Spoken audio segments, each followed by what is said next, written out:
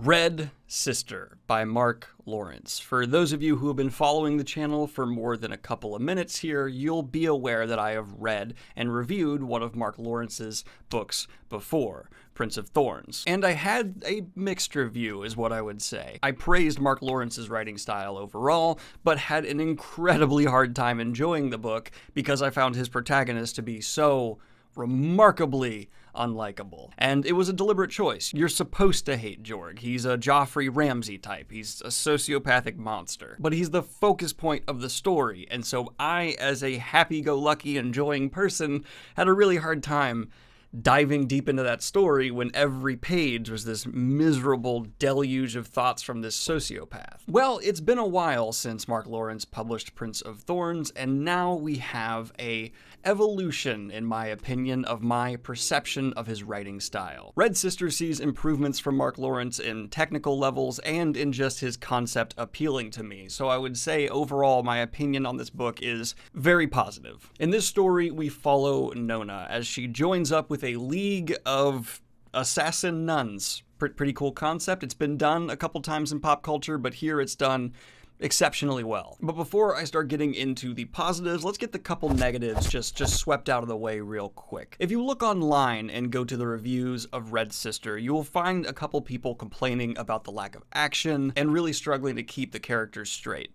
I feel like one of those is fair, and it's not the action, because this is not your typical epic fantasy bloodbath where everyone's just resolving everything with murder. There is blood. There is actually quite a bit of children drastically harming each other in this story, but it's just not presented to us as these epic fights. It's real, it's brutal, it's quick. When you have people training to be assassins, they're not exactly training to have long, drawn-out combat. And I think that's done for a particular reason. This book raises its tension fantastically, and that tension would be released if we did have this cathartic battle at any point throughout it. So instead, everything's really held off. Reading this book is like feeling there's a stick of dynamite about to go off and you just don't know when. I really like that. The execution of tension and communication of it to the reader in this written format is spectacular, because a lot of people do struggle to maintain tension in their story. So the criticism that, oh, it's not that much action, so I'm bored, I really liked it. I really enjoyed that the focus of Red Sister was put on getting to know this character, the world and setting she's placed in,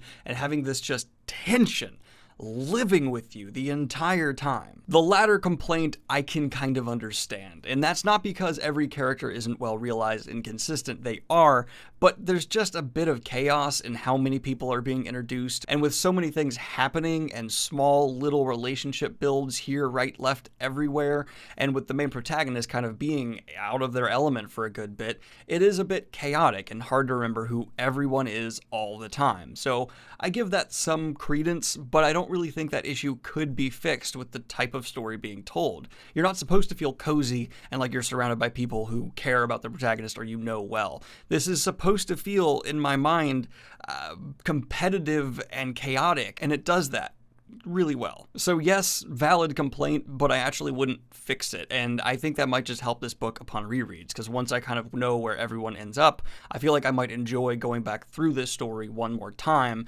and picking up on a lot of things I feel like I probably missed. And now getting into the praises.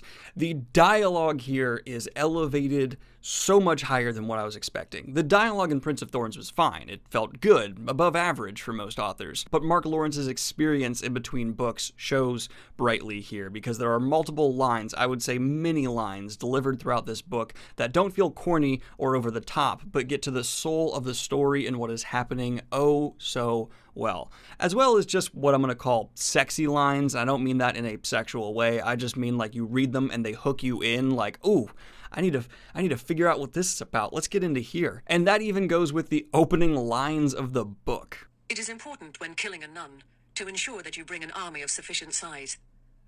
How is that not immediately enticing? It is important when killing a nun to ensure you bring an army of sufficient size. How is that not one of the best openers to a fantasy book ever? It asks so many questions, it sets up things so well, and is it's enticing. I loved that. Brilliant opening line. I know some people might consider it over the top, but throughout the story, it's clearly earned. And once you kind of contextualize what a nun is in this world, you can't not be hooked in. So while I already did think Prince of Thorns was a good book, just absolutely not meant for me, Red Sister was that same writing skill, evolving, getting better over the years, and then penning a book that is absolutely right down my lane. It's not the best book I've read of all time, but I'm highly interested to read more Mark Lawrence now. His care and craft with Nona is spectacular. She is this ever-optimistic, innocent person in a brutal,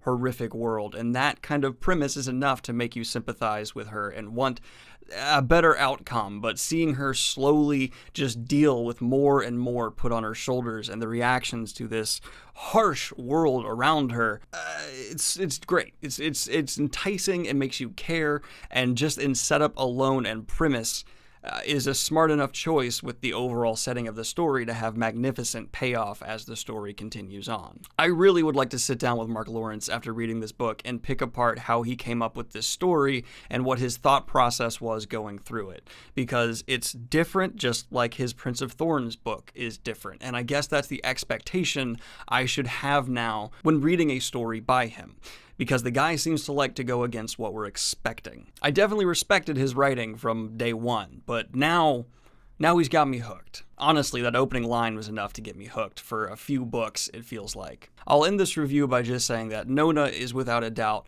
one of the best realized protagonists I've come across in recent months. Very enjoyable, different, and realistic. At no point did I feel like this wasn't a real person who the author fully understood.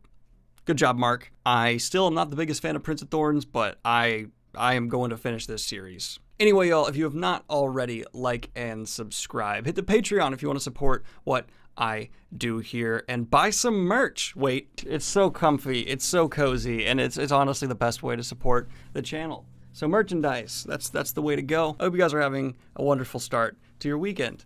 And I think I've said everything I need to say now. So, bye!